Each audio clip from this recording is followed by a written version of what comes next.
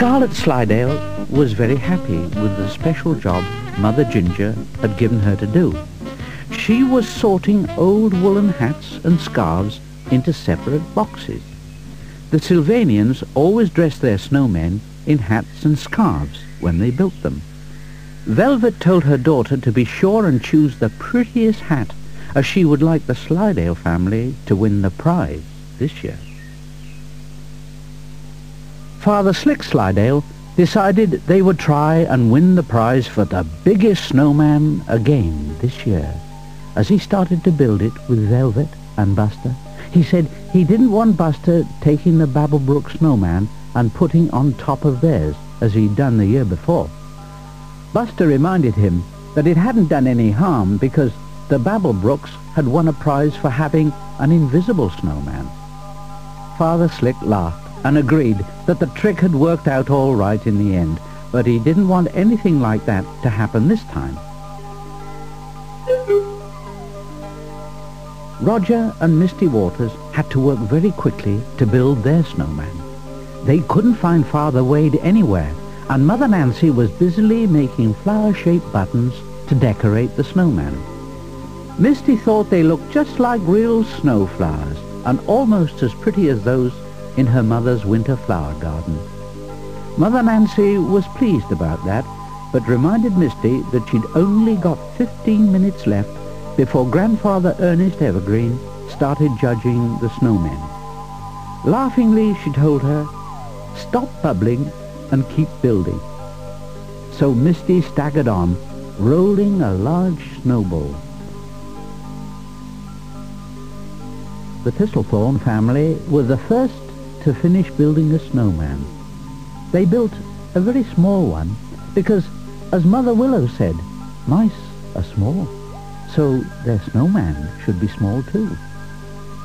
Prissy thought the Thistlethorn snowman was so pretty that she wrapped a scarf around its neck. But she said she believed the Waters family would win the prize for the prettiest snowman because of the lovely snow flowers Mother Nancy had made for it. Then Grandfather Ernest Evergreen shouted that everybody must now stop building because judging time had arrived. "Start up the band, Rusty," called Grandfather Smoky. "Play the judging music." Rusty Wildwood could play any musical instrument. He could also play more than one at once. Rusty told the Sylvanians that as he had made up a new judging tune, he wanted them all to march round in time to the music as he played. But Holly asked him to play another tune first because she wanted to fetch something from the house.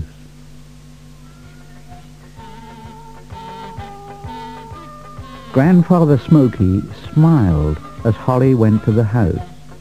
He knew what she was getting.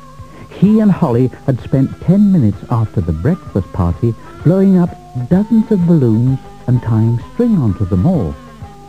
Holly came out and, shouting over the noise of Rusty's music, told everybody to go and get a balloon. Somehow, of course, Mother Velvet Slidell managed to get 2 balloons. 2 for the price of 1, laughed her friend.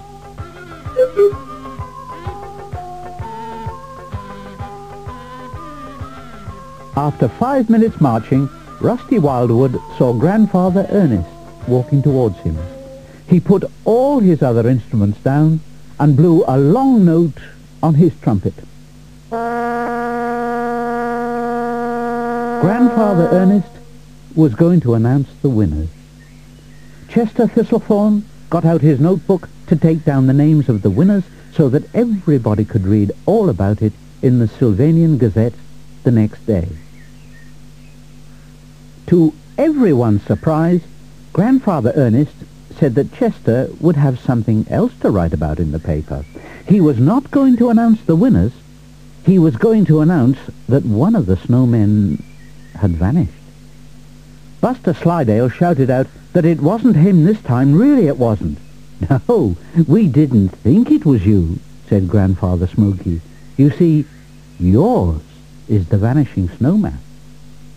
Father Slick couldn't believe it. He knew it was there when they had started marching, so all the family went to have a look for themselves.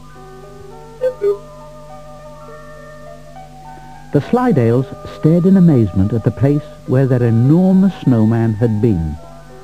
Buster pointed to some funny marks leading away from the clearing. It looked just as if the snowman had come to life and walked off. Mother Velvet was sure that someone must have carried it away, but it couldn't have been Scarlet because it was too big for her to lift. Buster examined the marks and decided that it had walked off on its own because he was sure those marks were not made by any of the Sylvanians.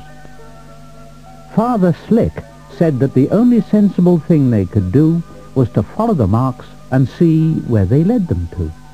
And he reminded everybody that he wasn't called Father Slick for nothing. But Buster wasn't too sure that following the marks was a good idea. He wasn't all that keen to see a live snowman because it might be dangerous. After all, they had made a very big snowman. But Father Slick insisted they follow the marks, and Grandfather Ernest said they'd all go with him because Sylvanians always stay together in times of danger. As they all went off, Grandmother Flora Wildwood kept muttering that this was the last party she would be going to for a long time. Mother Ginger said that she was only looking for an excuse not to go to any party. But Grandmother Pearl agreed with Grandmother Flora and felt that walking round trees and climbing stone walls, following strange marks, was not her idea of a party either. Of course, Birch Timbertop thought it was all great fun and just like real exploring, when you never know what you will find. Grandfather Cliff Babblebrook told everyone that he was sure they wouldn't find anything dangerous, because he could always smell danger a mile off, and there was no smell of danger about at all. He also reminded them that they wouldn't have let the children come along if they'd thought anything bad would happen. Grandmother Flora said she thought he knew what it was all about. "Maybe I do, maybe I don't," laughed Grandfather Cliff, and added that he hoped that this would change her mind about parties. Grandmother Flora just twitched her long ears and told him that when she said something, she meant it. Buster Slidale suddenly pointed to their snowman standing by a brand new log house. Buster was sure now that the snowman had walked on his own, just as he had said. But Father Wade Waters could hardly stop laughing as he explained that he had built the log house as a special prize for everybody who had built snowmen, and that the footsteps had led them all to it. Scarlet Slidale was laughing too, and proudly telling everybody that she had helped Father Herb Wildwood bring some food down while they were all busy building snowmen. And for once, she told them, she had been too busy to worry about her beautiful tail. Holly Wildwood still looked puzzled. She knew the snowman hadn't really made the footprints and wanted to know who had. "Ah," said Father Herb. "Now, that's another story. Right now, we're going to have another party."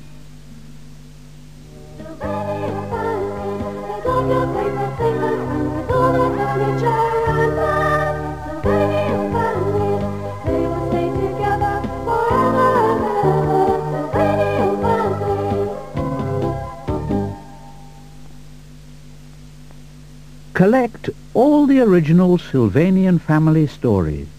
1. The Peculiar Picnic. 2. The Magic Polish. 3. The Vanishing Snowman from the Rainbow Theatre for Children.